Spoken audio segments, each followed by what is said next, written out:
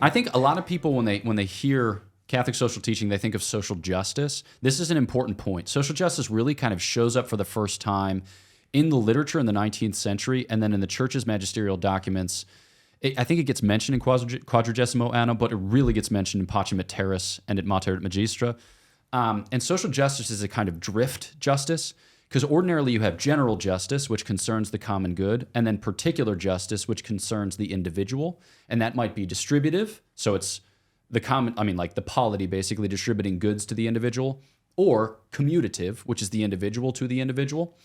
What you have with social justice is originally it's used to cover general justice as concerns the common good, but that it kind of drifts to distributive justice. And then rather than thinking about our responsibility to distribute whatever store of goods we have, now it's a matter of my rights and what's owed to me and how I can accumulate a just reappropriation of social conditions to ensure, kind of like reorganization of institution, whatever, like people mean all manner of things by social justice, but often enough it's like progressive opinions about welfare.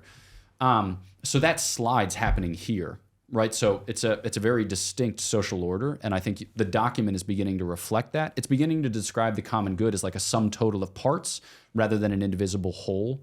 So those are very interesting questions as concern political liberalism, because political liberalism is being normalized. Yeah, absolutely. Yeah. And the context, again, to underscore this, right? 1961, we're in the post-war era, and all of Europe is looking at the USSR.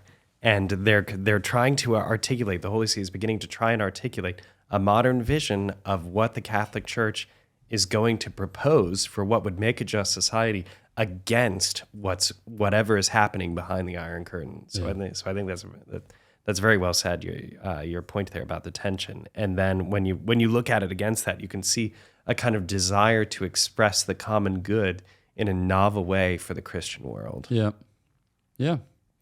Which then, kind of like brings us to not the present day, but you think with Centesimus Annus, 1991, the Berlin Wall just fell a couple years previously. And how did it fall? It fell through the Solidarity movement. And it's like solidarity means any number of things. At this point, listeners, you should be imagining John Paul II, like waving from heaven on high. Exactly, holding a koala. Bald eagles flying over a collapsed Berlin Wall. Solidarity means all manner of things. The most basic acceptation is universal brotherhood. So it's like, it's the we're all in this together dimension of Catholic social teaching. Like, if we are going to make it through, it's going to be by coming together, which will mean setting aside certain differences, but it'll mean doing the work of finding similarity.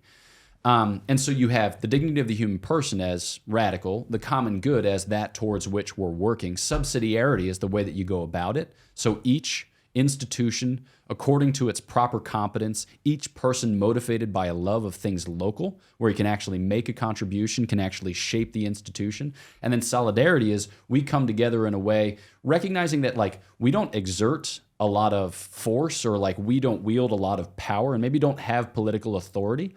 But if we're going to bring about a just order, it's in coming together, more so in a recognition of likeness than in an accentuation of difference. And so Centesimus Annus is one of the clearer enunciations of solidarity, attendant upon that earlier enunciation of subsidiarity, which gives us kind of like our main principles of Catholic social teaching.